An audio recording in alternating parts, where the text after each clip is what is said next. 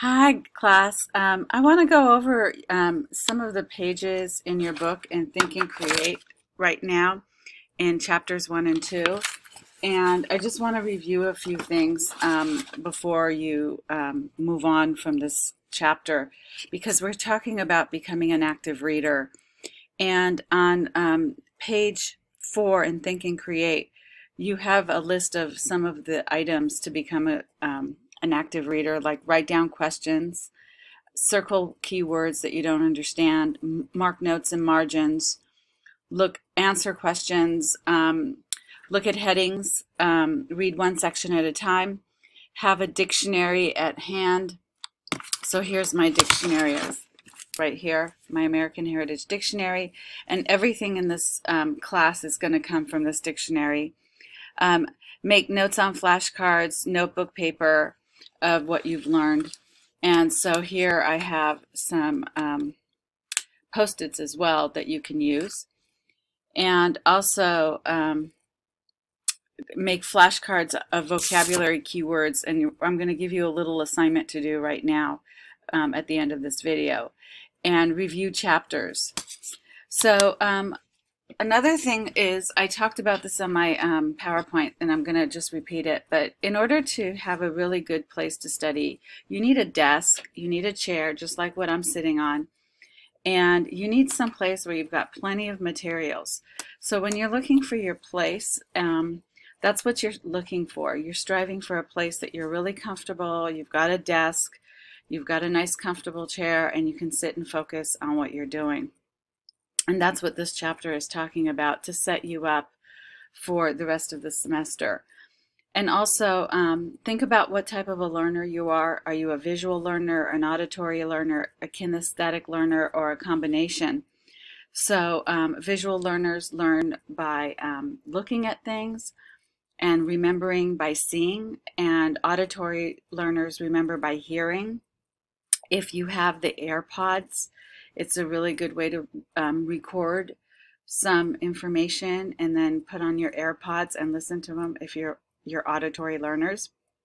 Kinesthetic learners learn by using their hands and making diagrams, or making flashcards, or creating poster boards. That's how they learn. So you want to create your education around what is best for you and what works the best for you. So sometimes you might have to play around with it a little bit to figure it out. So in chapter 2, I talk about the dictionary and some of the parts of a dictionary. So in my previous video in this module, I talked about the word persistent. And I have the word here on a flashcard. And what I would like you to do is, I would like you to make a flashcard of the word persistent. And in the back, I want you to write the etymology, the definition, the pronunciation, and the part of speech of that word. I'm going to tell you what to do with that flashcard at the end of this video. So this chapter explains, and I also have my dictionary video that explains how the dictionary is organized. So if the guide words, I have the dictionary. These are the guide words at the upper left hand or upper right hand corner, and the first word is the first word in the dictionary on that page, and then the last word is the last word on that page. And the guide words are created to help you locate words fast. So that's why they're there, and it's something for you to use. Here's a picture of a dictionary page that I just wanted you to see the difference of a main entry, the pronunciation, the part of speech, the definition, irregular forms, and the etymology of a word. So this is just to give you like a general idea of what a dictionary page looks like to properly look up words in the dictionary. This dictionary also has a pronunciation key. So if you don't know how to pronounce a word, you don't know the word. So if you're looking at the pronunciation key, it's on Roman numeral page 8 in this dictionary. And so if you're looking up a word and you look at the pronunciation, it's a really good idea to figure out how it sounds. And this is the pronunciation key that will help you with that. Irregular forms of verbs, it could be nouns, adjectives. There's different types of forms of words, and those are important for you to note too. Of course, most of us look up a word for the dictionary for their definition, but if you notice here, like the word heart, it has several different definitions. So the noun form of heart, and look at the pronunciation, how it's pronounced. It's spelled with an EA, but the pronunciation, the A is long. So it's a noun. And there's different definitions. The chamber muscular organ that pumps blood, that's the heart that we know of in our bodies. The vital center and source of one's being, feelings, and emotions, that's completely different than the actual heart. Sympathy or generosity or compassion, love, affection, resolution, fortitude, lose heart, the most important or essential part. So if you can see here, you have several different definitions of just this word. So whenever you look up a word in the dictionary, you want to make sure that you have the correct definition based on the context of what you're talking about.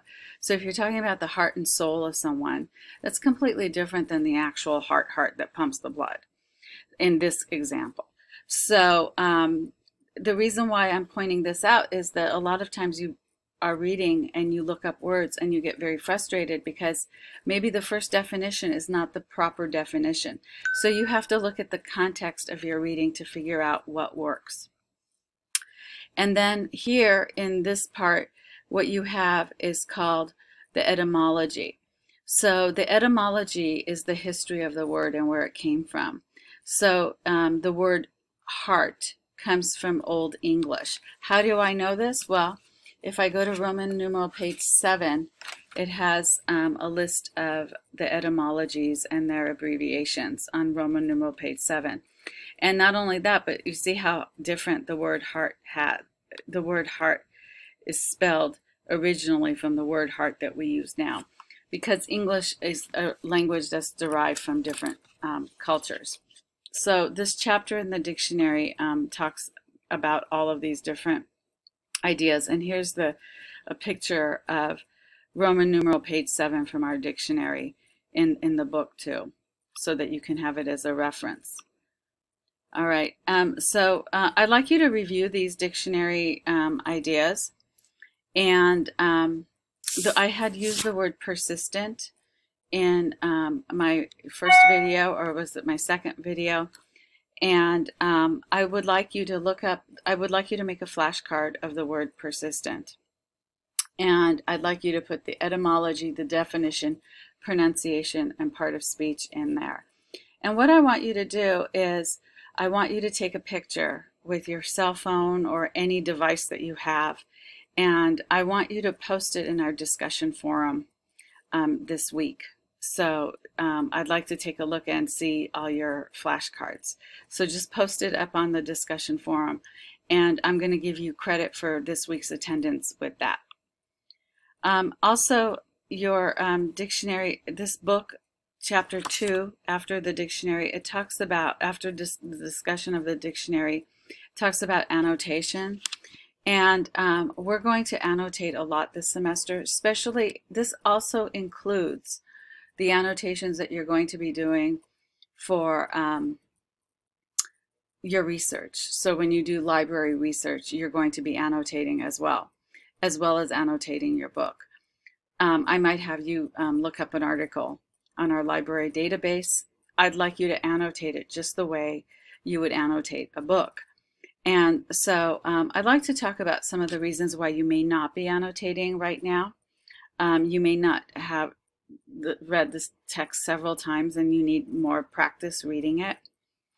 There might be a lot of vocabulary words that you don't understand, or maybe you're in an environment where you can't read very well. So what you want to do is you want to understand what you're reading, and you want to annotate, because the annotating means to write in the margins of what you've learned or how you are connecting with the book. So annotating is not blindly highlighting.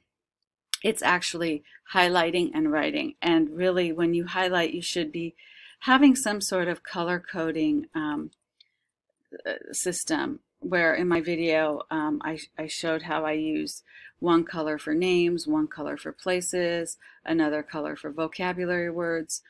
These are some of the things that you should consider. I'm going to have you highlight and annotate later on this semester, and you're going to post it up on our discussion board. I do look at those discussion boards every day, and I give you attendance credit by adding ideas and things to the discussion board. So that also includes part of the hours that you're supposed to spend this week in the class. So in the discussion board, in your replies, I'd like you to make your flashcards and post them. Some people are very techie and they have flashcards on their cell phones, and that's great too, and you can post that even easier. So if you have any flashcard apps, you can use those as well. And this is chapter 1 and 2 from the book that we're going to be talking about. I'm going to be going back to this book throughout the whole semester, and I'm going to be talking about videos from the book too, making videos like this. Alrighty, that's the end of this video. So have a fun time making those flashcards for me, and I'll be looking forward to looking at them. Bye.